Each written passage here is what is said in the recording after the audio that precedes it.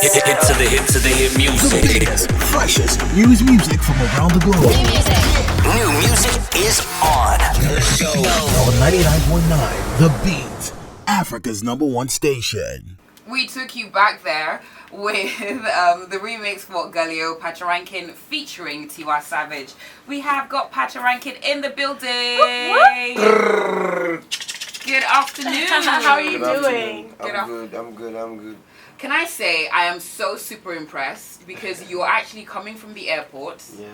And we said that we wanted to speak to you at 1 o'clock, and I was thinking if he's coming from the airport, he might get here at like 4. And you got here on time. We were actually the ones that kept you waiting a little bit. So thank you very much. Thank you. I'm very impressed. Thank you too. How was your listening in Ghana? How did that go? Lovely. The atmosphere was beautiful. We had everybody. Okay. We had virtually 80% of the top musicians. We had stakeholders. We had good people. Media, people from the media as well. Everybody was there. It was fun. Yeah. The album launch here was pretty star-studded as well. Hang on a second. I'm just noticing what you're wearing. Do they have that in mind? I want that. It's really cool. So Pato is wearing this, is it a hoodie, like a tracksuit jacket with Wilmer on it, and it's pretty cool. Yeah. Can I get that in my size? Consider it done. Thank you very much. Thank you so much. I'm touching my own tool. No problem, Nadine. So, I love it. You have been, over the last year or so, it's not that you've been quiet, but I think you've been out of Nigeria quite a lot, haven't you? Yeah. The truth about it is, I've been very busy, I've been very busy working, doing shows outside. And sometimes because there's a certain way it's painted in my head how I want to perform, how I want to see myself. And my mind, my prayer and everything, I don't know, I end up finding myself outside more. Outside of Nigeria more? Yeah. So, we've been outside, busy working. Yeah. I heard the last time we spoke, which was, that was was it not like about 2 years ago or something like that? Yeah. You were saying that, I think you were talking about some shows that you were doing in the Caribbean. Apparently they love some of your songs over there. So have you been back to the Caribbean? Yeah, we did last year we did Reggae Sumfest, and this year I went back for Rebel Salute.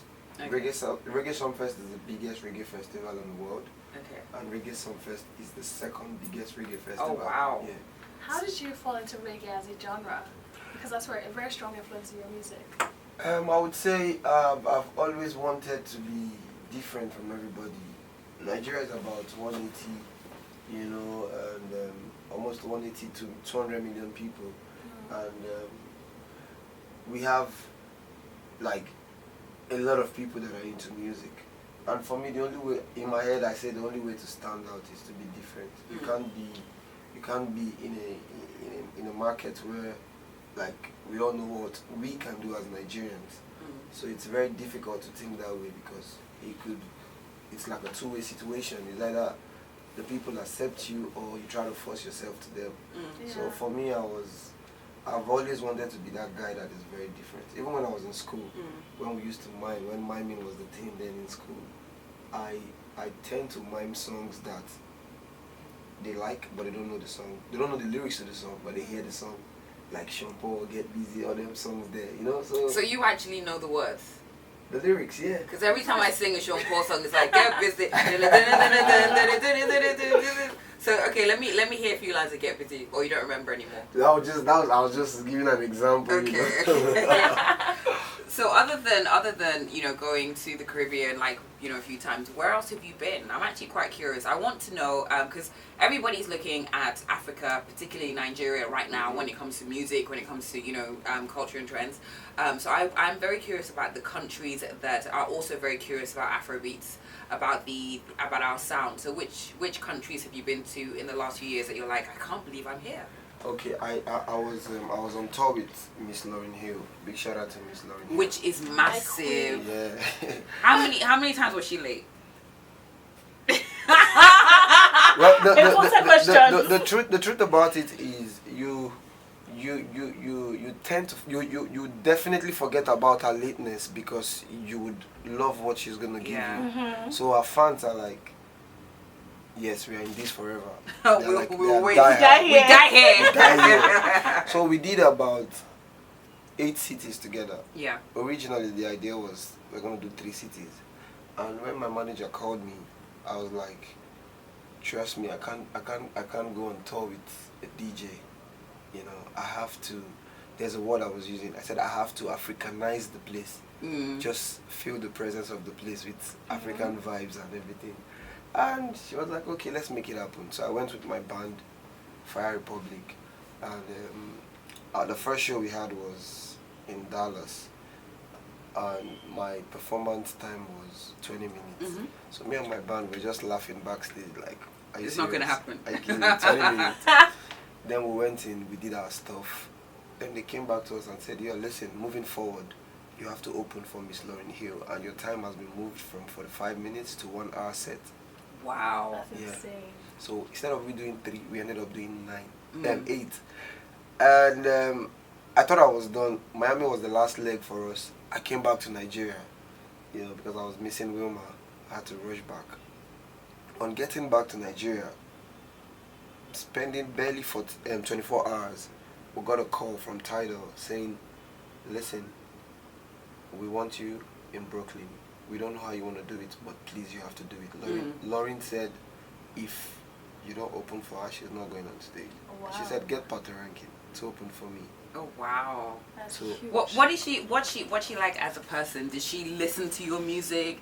Does she know like the words to your songs now? She's What's her favorite Pato song? to be honest, I never had a chance to ask her those questions, you know, but she told me the few times we spent, she was like, yo, your performance is off the roof, man. You know, and this is coming from somebody that is like one of the greatest of our time. You know, from her time. And From she's one still- album. She's still killing it, yeah. Yeah. You know, 20th anniversary of one album. Yeah. So that album was something. Oh, Honestly. Yeah. Yeah. Honestly. after every performance, after our own set, we had to go into the crowd and watch her like fans, and we just look at ourselves and say, come on, what are we not doing right? You know, what are we not doing right? So the few times we spent, she was like, oh, nice vibe, nice music. So we had to go back to Brooklyn for the Tidal X Brooklyn concert. This year edition was the reformed. Yeah, that had McMill and everybody. So me, I landed around 3 p.m. and I went straight for rehearsal, sound check. We couldn't even see how the stage looked like. So we had to sound check backwards because I think her name is Stormy. She was on stage, she was sound checking. So everything was Rush. because they were trying to create a set of her set. I flew 15 hours to perform for 5 minutes. Wow. Yeah, and I got the biggest PR of the year from that performance. So this was me going on stage immediately after McMill. Yeah. He has taken the tempo high. I'm like, God, these people are real Americans. They are cutters. We didn't know Patoranking. Yeah. You know, and I don't think anybody should underestimate the power of African music. Right now. From the minute they heard my woman, yo, the whole place was stunned. It was stunned. I was like, Were you quite shocked, or did you kind of expect it? I hardly get nervous because performing and doing music is what I love to do. So that moment, I was about going on stage. But when the song came up and I heard the response from the crowd, I didn't know where the confidence came from. You know, I just went in and like, yo.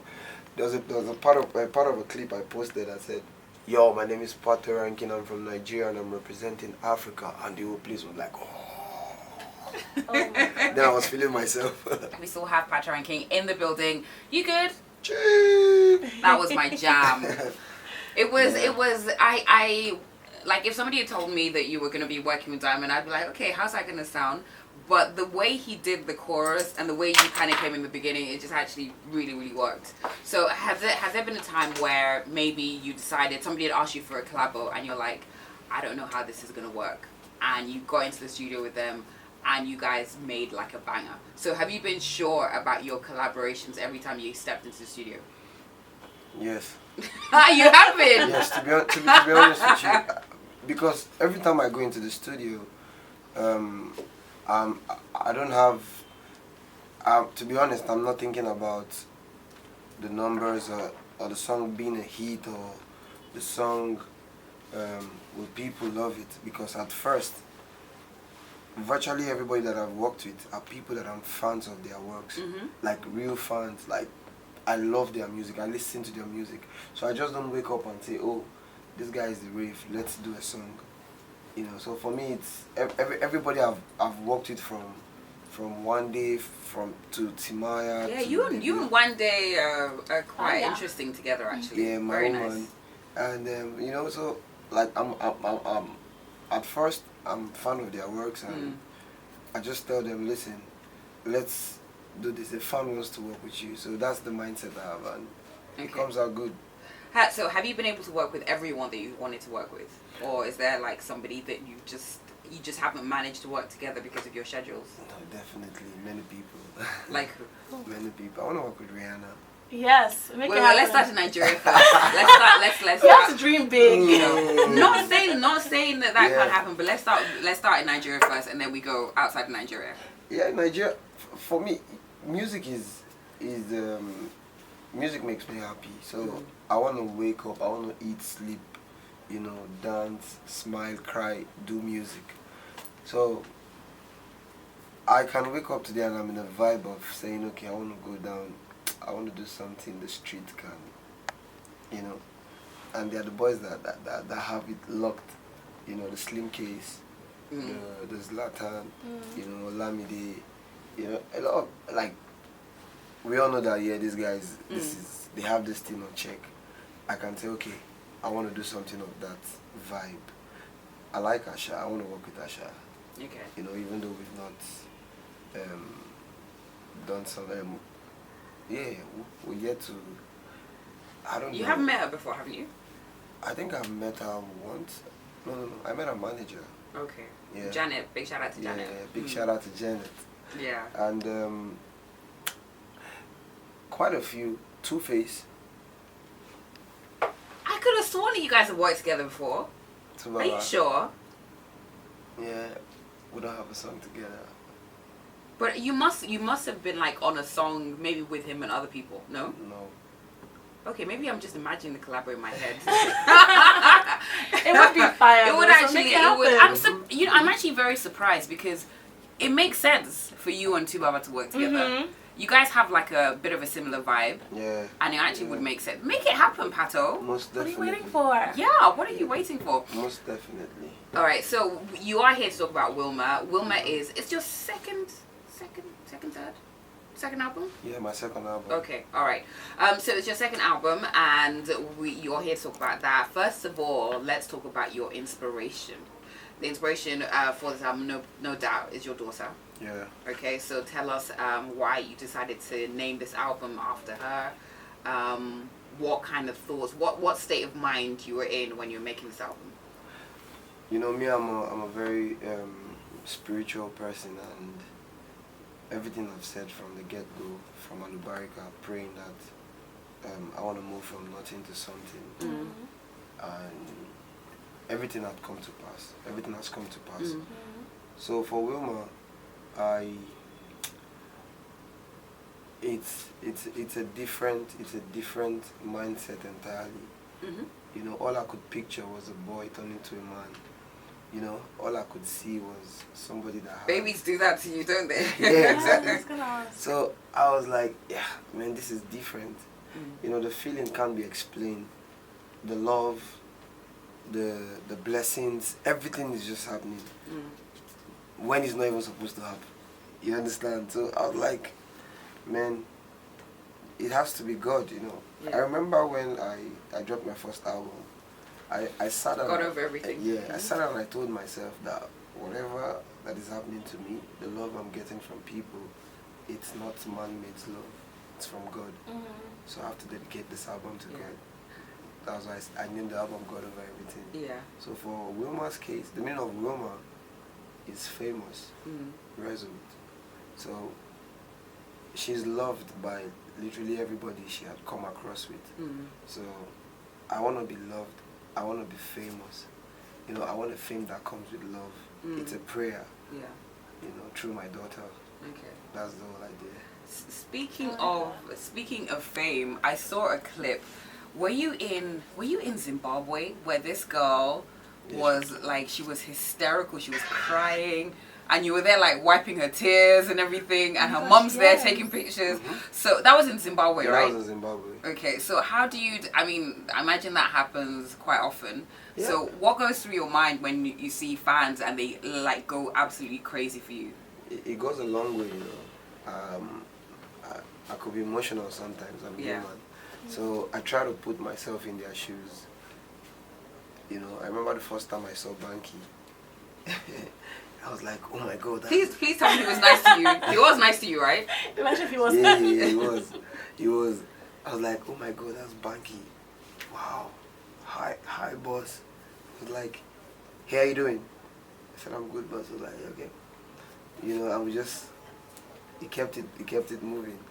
And I was like, okay, finally I met Banky. So that feeling for me is everything. When I met Two-Face as well. So I try to put myself in their shoes, and I try to think like them for a minute. You know, and I'm like, okay, wow, she's crying for me, Patoranking. Oh, good. Is she mad? No, He's like, no, you don't like, think that? I'm like, oh, okay. Hi, okay, it's okay. And I try to just... It was really sweet because you were now wiping her tears and she was crying more, and I was like, calm down. And it is a little bit different, very powerful, talking about being black in this world today. So let me tell you, how has your outlook, let me ask you rather, how has your outlook on life changed since you became a dad? These days I don't even argue. I argue no more. So has it changed who you are? No. It has just made me a better version of the person I used to be. Okay. You know, I see life a little bit differently now, and I appreciate life more now. Yes, because there's someone you care for. I remember I was flying. I was supposed to fly like, was it 4 or 5 days ago, and we were in the plane. And then turbulence. No. Even before we were yet to take off, some funny mechanism stuff was up and about the plane, and you were like, let me get down, I was feeling some type of way. Then the guy in front of me was like, listen, I don't think I want to do this. I'm not ready to do this. Then the next guy said, I'm not doing this either. Tell me you left. Then I got a message from my manager saying, listen, we have to get off this plane. I was like, okay. And we came back home. So fair enough. We have a child at home. You can't be taking risks. You just have to, yeah. So, in the song that we just heard, Black, you talked about our leaders and everything. So, what's your view on the current happenings in Nigeria? For such a long time, the whole EndSARS has been trending. There's so many issues that we're dealing with in Nigeria. So, what are your views? It's so disheartening, and it hurts so bad because we get to travel. We go to places, we see people, we see their culture, we see their lifestyle. For me, I'm somebody that really care about the next man. It's not about myself. And I ask myself a billion times over, like, who did we offend? Let's go and beg the person to release us from bondage. It's true. It's actually true. If I can calculate the times, or if I can merge all the times we've had light, for the past 28 years that I've been on planet Earth, I don't think it's up to 2 years.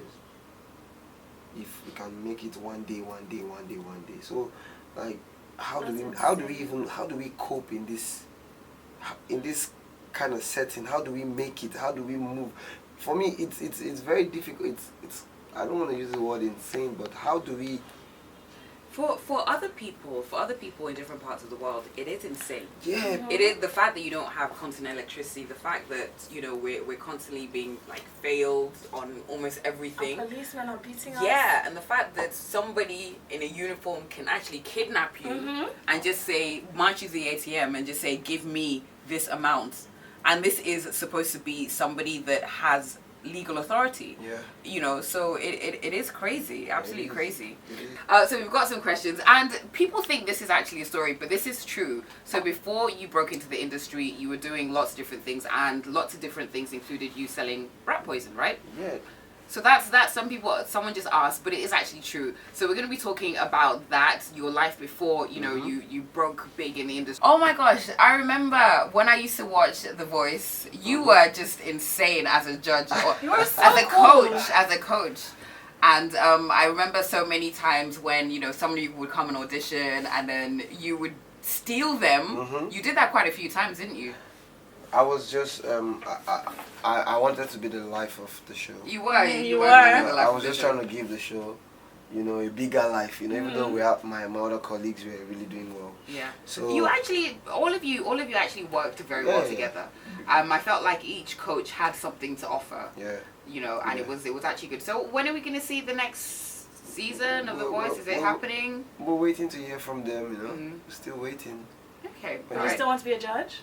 Yeah, for me it was much more than being a judge. I needed to talk to people because I don't want to see people fail.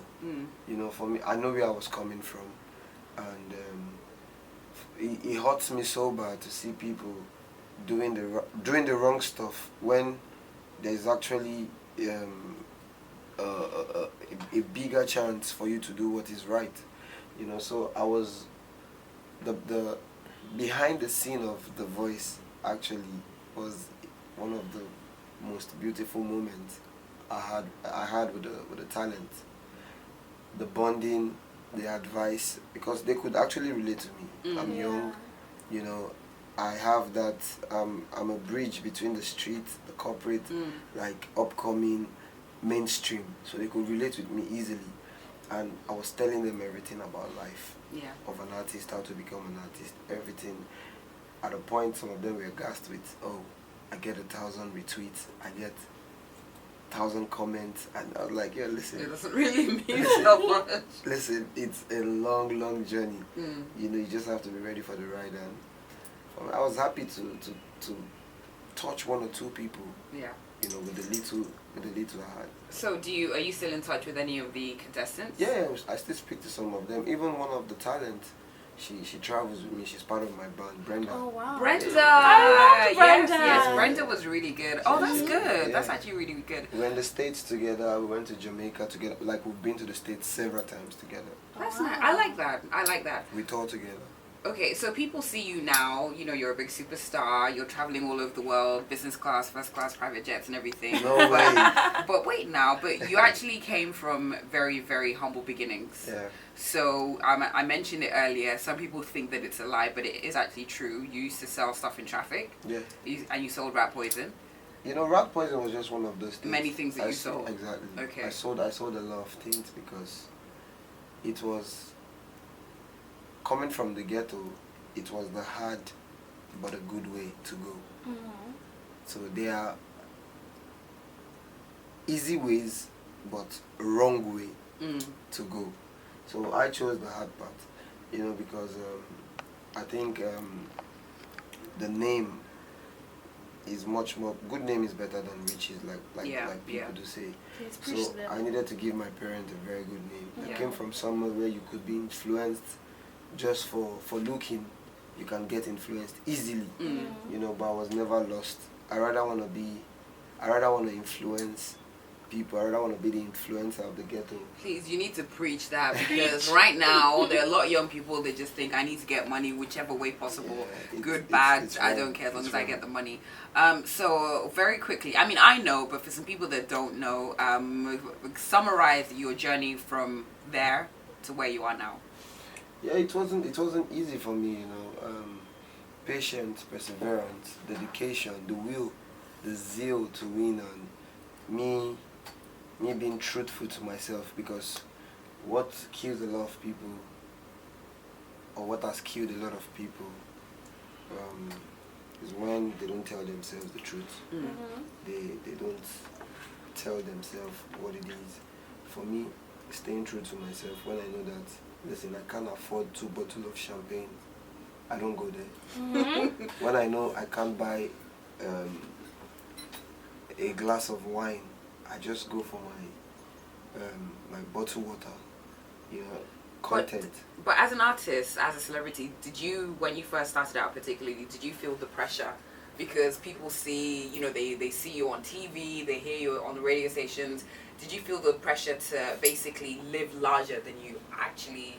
No, you didn't feel the pressure. No, I never felt. I was never under any pressure.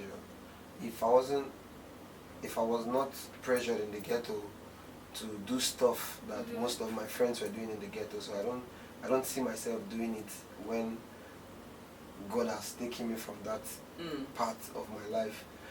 I remember driving the car I won, my next rated car. I drove the car for 3 years, the Hyundai.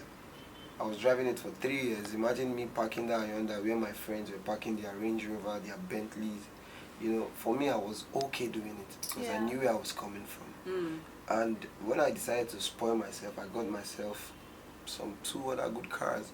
You know, not because I couldn't do it then, but because I got to understand that, listen, you need to think, you need to work with your own thoughts. It has to be you, what you don't think. get influenced by the exactly, people. not what they want you to think.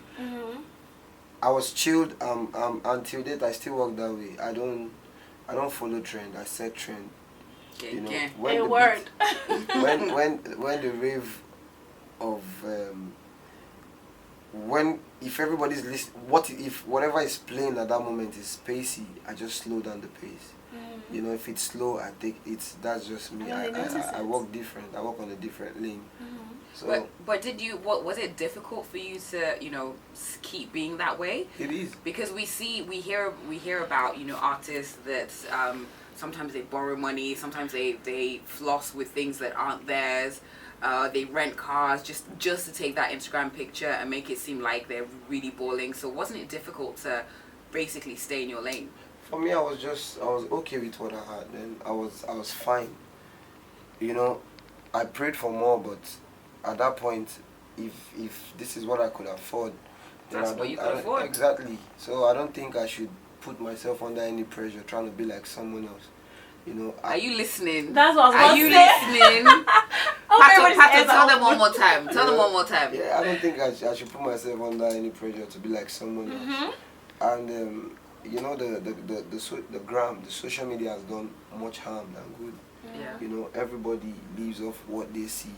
Some people judge you. Sometimes it's fake. Some people, exactly, that's what they don't know. All the time, Some people judge you with what they see. Nadine, I remember there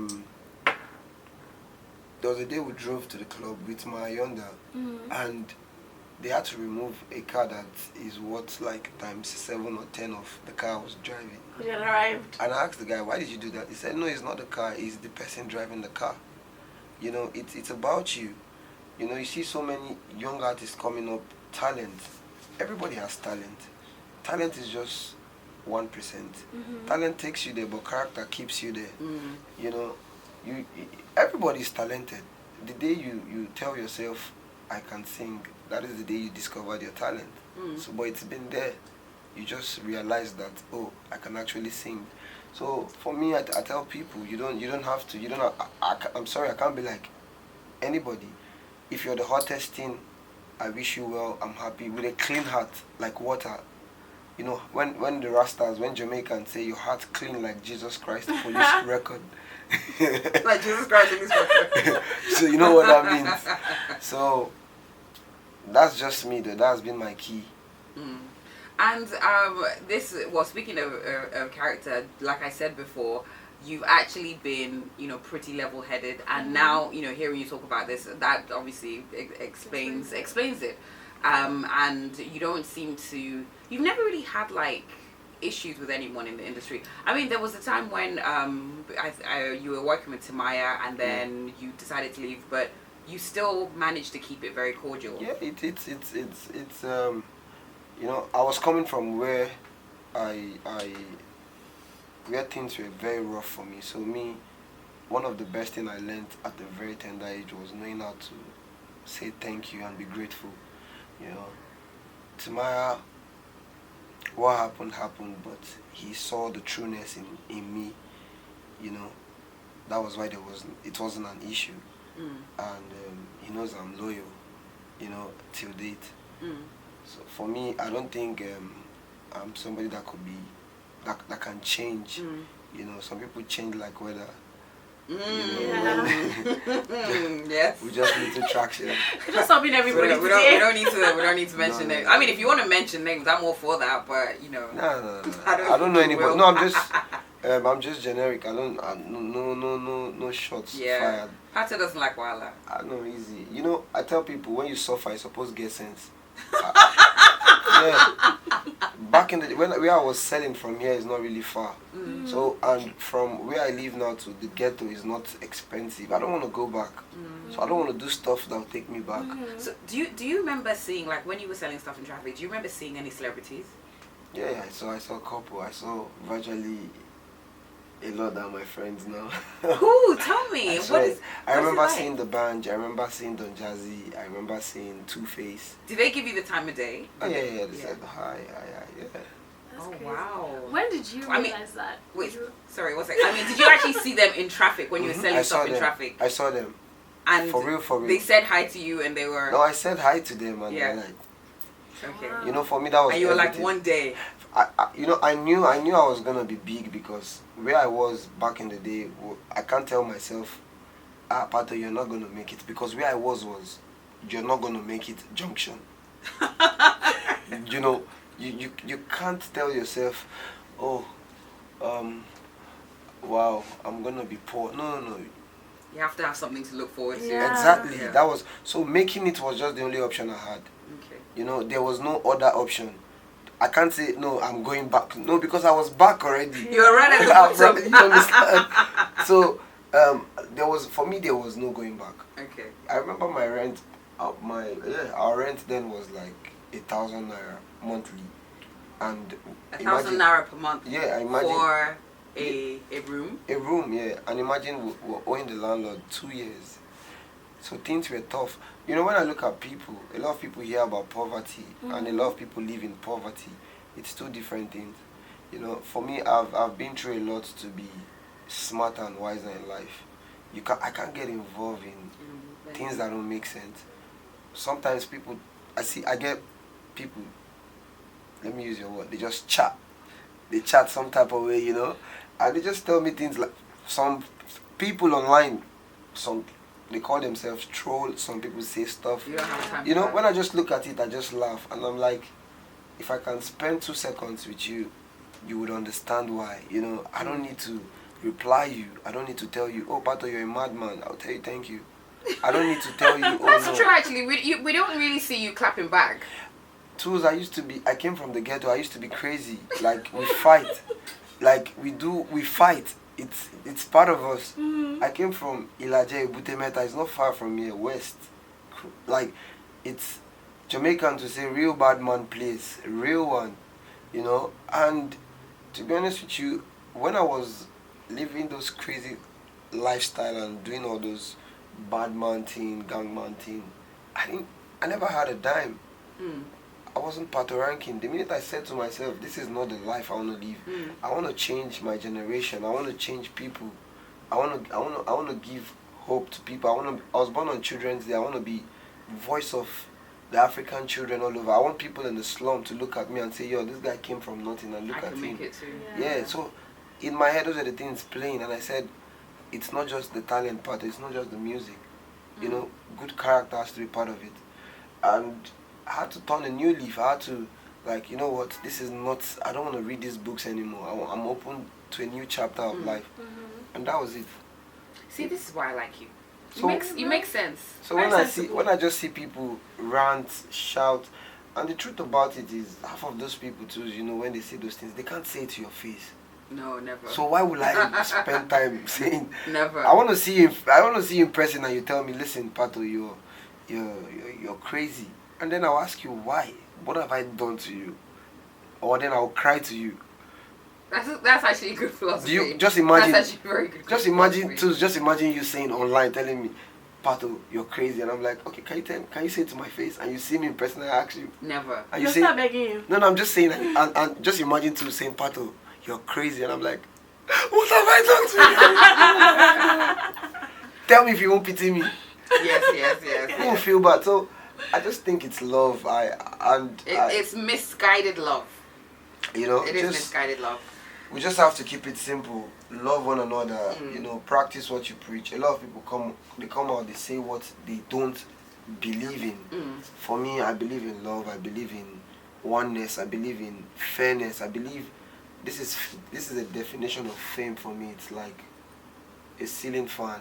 It goes around, it touches different people. It goes around, it comes back, it touches I it. swear you should write a book, you know. You really should. The wisdom. As in, I'm That's like, it's true. And he has been dropping some pearls of wisdom off there. I know life. Let me tell you something about life. Telling us about his life before Patoranking became Patoranking. Yeah. And some of it's actually, it was quite tough to listen to.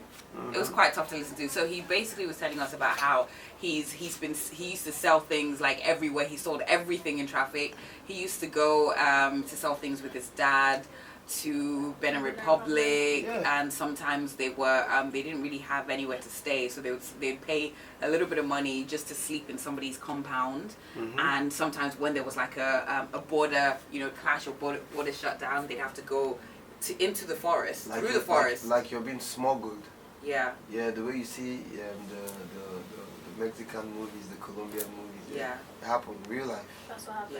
Yeah. It was quite, hearing you talk about it, I was just like, and you were 12. Yeah, I was Yeah. very young. But Wow. I was the first child. I have to do what I have to do. Yeah.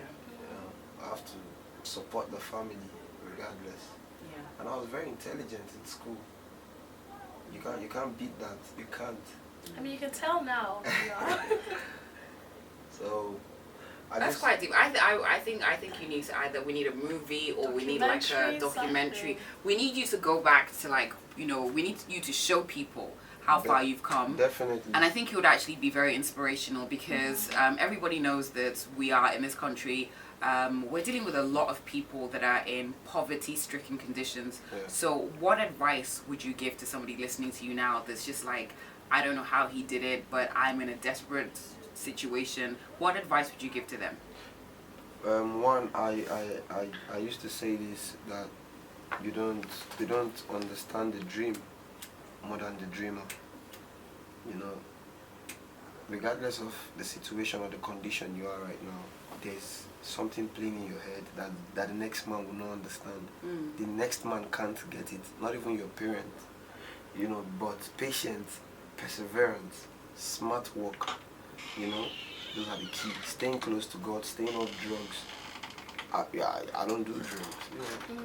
What about the people that believe that like Yahoo's the way to go? There are lots of people that are probably thinking, well, I've tried different things, but this seems to be the only thing that's going to bring me money. What would you say to them? For me, I say this again, there is no shortcut to success. It comes too quick, it goes too quick. It's not just Yahoo. Talk about politicians. Talk about police officers that steal. Talk about kidnappers. Why don't we have a rich kidnapper saying, oh, see this guy that lives here, this guy walking on the street, he's the Well, there was richest. Evans, but he's in jail now. He's in jail, yeah, with everything he made. So for me, I just think anybody that is thinking that route should take a look at a politician, how their life, how they end, the kids. Take a look at the man up there that's maybe in a firm that is stealing, from the poor as well. Take a look at an armed robber as well. These are factors that people need to understand, that if it comes too quick, it goes too quick, regardless. I just think if you stay true to yourself and say, okay, this thing might take time, my destination is certain. I don't know how long it will take for me to get to where I want to go to that dream that is playing in my head. But I'm going to work hard, I'm going to work smart. I'm not going to give up. I'm going to do the right thing, and I'm not going to give up. Stay close to God, Word. Believe in what you believe in, but you know that love comes first. Keep a clean heart. Make sure your heart is clean like Jesus' police record. What was your big break? How did you get into the industry? It wasn't really easy, Nadine, because at the point I was in Ghana. From Ghana, I came back home. You know, I was in Ghana and I said to myself, Pato, there are some things you can't change. Like some sayings we met in this life. It's how it is. Just like business, they say supply over demand, or demand over supply is better. I said, no, charity begins at home. Come back home, try something. And I left Ghana, I came back home. I got signed, it didn't work. I moved. I was very hard. Then, the kind of music I write, you hear me saying, Adi show me campan with me foes and friends. Will I make them look pon in a me Mercedes Benz. When me the lyrical done with more vibe and sense. And Jamia open, love your neighbor and your friends, you're me idol. Like Jesus Christ of Nazareth and me vital. You know, I was doing all the old rhymes, styles and everything, and all I get was handshake. You know? Now, back to the question Toolz asked earlier when she said, what do you have to tell people? I said, you have to, however it's playing in your head, the next man doesn't understand, but you just have to believe in what you have. Yeah. But you have to be patient, you have to have perseverance, you have to stay true. So for me, when I was doing all those things, I was getting handshake. That was not what I wanted. I needed that big break. I wanted to take my family out of the ghetto. I wanted to help people I can help, take care of things, and you know, but it wasn't coming that quick. Then I sat down and I said, okay, I think I have to change how I write.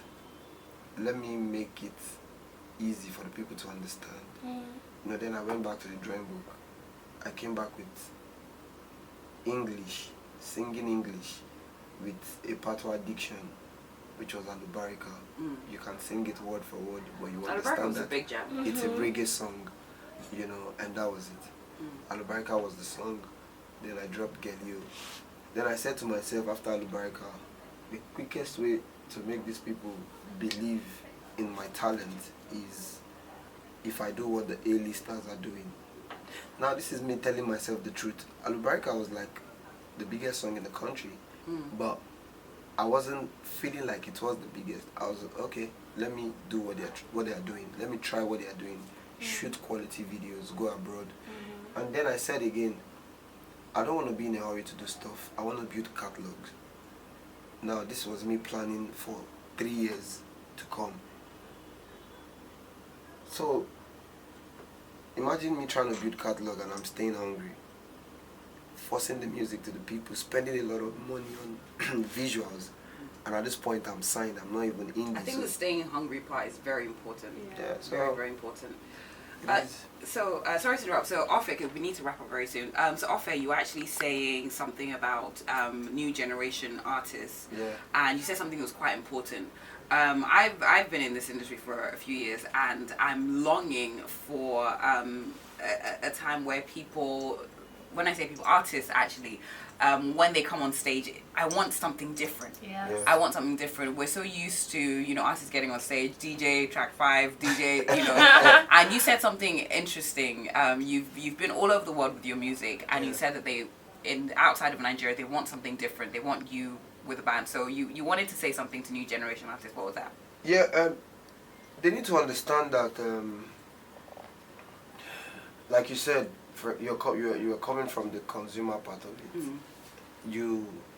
These people coming to pay you, they have every power to say, okay, you know what, we're not coming to watch you again. So for me, when I go to any show, when I go for a performance, I want to leave an impression, an everlasting impression. I want to leave a footprint that states, oh, Pato, this is not enough. I'm looking forward to the next Patoranking concert.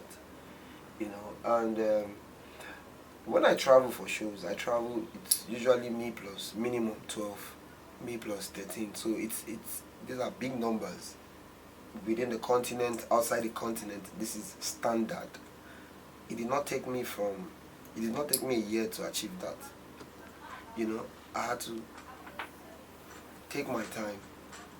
I had to decide the kind of artist I want to become. I had to say, okay, do I want to be an artist for now, or an artist or a timeless artist? So to be artist for now and to become a timeless artist, there are two different things. It comes with two different terms. If you're all about what is reigning now, then that means your future has a problem. Yes. So if you're about timeless is timeless. It could sound like the past, but it's still being played in the future. Yeah. So it could sound like, I'm gonna write that down. See, that's like stuff you put in a tattoo. It could sound like the past. So for me, I just think, I'm not saying follow Patoranking's footstep or something, but I learned from the best. I went to Bob Marley's museum and in Jamaica. It changed my mindset about music. Wow, how so? It changed everything. Imagine a man that his legacy still lives, and it makes, I don't know the generations that are going to come, but in as much as you're trying to do reggae, you would always say, you might say Bob Marley before reggae. Like reggae, Bob Marley. So even you're coming to reggae, the first thing that comes to your mind is Bob Marley. So when I went to his museum, I was like, no, I was blown. And I was like, okay, if it took him this way to get to become the man we all know about, I think I just follow his footstep, which is easy. Just be timeless. Very important. It's very important. See, we could talk. We good. could talk to you for a while, but you said you had something in the works. Like, are we gonna see a Patoranking documentary? Are we gonna see a movie on your life? Most definitely, we're gonna see a lot. We're working on so many things. There's a Patoranking concert this year. I'm saying it for the first time anywhere in the world. All right, so hold your money, save your money for December. Yeah, it's gonna go down. There is the album just dropped. Wilmer the Album. Every song on the album is talking to you. However you want to listen, however you want to take it. I like that. If you find yourself in the club, there's open fire speaking to you. If you find yourself at home with him or her, there's beautiful feelings when she comes around talking to you. Your album is for everyone. Everyone. Whatever you're going through, Pato has a song in his album for you. All right, lastly, what do you want to say to your fans? Because you have a very strong movement behind you. People have been supporting you for years. What do you want to say to them? I can't be thankful enough. I can't pay them. All I just say is, may God continue blessing you guys. The same mouth I used to sing that the word listen, I'm saying it again. God bless you guys. So God will answer with that same mouth. Thank you for supporting Patoranking. Keep supporting Patoranking. You don't know! Coof! I wasn't expecting that.